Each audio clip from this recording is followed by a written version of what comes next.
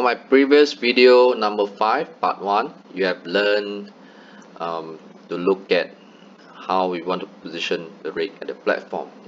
So the first consideration was looking at the rig specification, and the second was looking at the deck space of the rig. So this drawing that right now you're looking at is if you look at the round thing, this is where the old footprint of other rigs. Okay, so this is the job that was taken around last year, about August, where the leg spacing is totally different from the previous jackup that on the same platform. Okay, so if you look at the legs and the spud can, okay, this is the actual rig size, right? So you can see the center to the center of the old footprint, which is not matching, meaning to say that they can't really put the rig right on the spot and get to the valves, right? So at this location particularly, if we talk about soil, this location is very hard bottom. Okay, so meaning to say it's about 2 meters penetration and it's solid, right? The moment you preload it, you can't change anymore. Okay, so these are the position that actually I told them is like a mission impossible. If you really want to put the rig here, and expect the rig to stop there, is no way you can do it. Okay, so but again, the drilling contractor was insist. I'm not sure why, but I told them this is not possible. It will slide to the starboard. Okay, so when I bring the rig over there, okay, so the company man and also the OIM, I think they are not really look into this on the old footprint. When I spot the rig, and I told them the rig going to slide to starboard, right? So I put the rig there, and eventually we jacked up slowly, and the rig started to slide to starboard. So I told them it's okay because you are still within the drilling envelope. You still can reach the wells. So for some reason, they asked me to pull 1 meter away. I'm not sure what is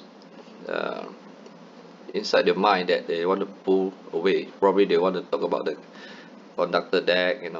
They want the rest of the conductor deck over the platform, so they want to bring the rig away from the platform, you see.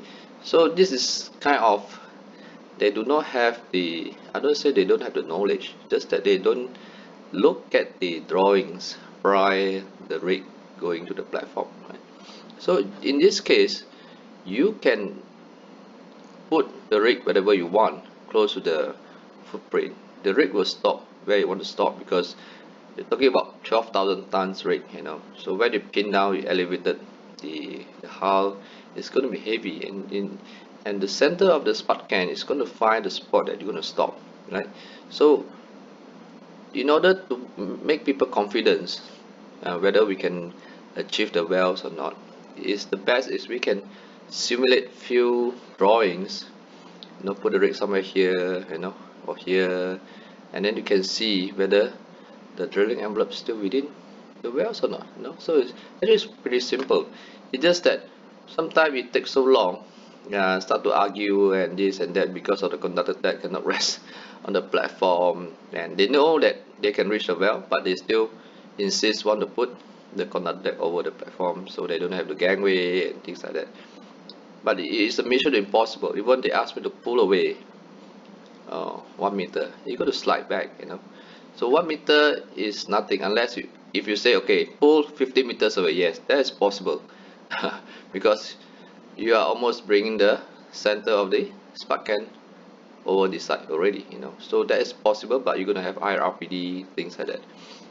So end of the day, I keep explaining to both of them, but they seems to be like they try to achieve the conductor deck instead of say, okay, that's fine, we can reach the well, okay, we can fix this up later.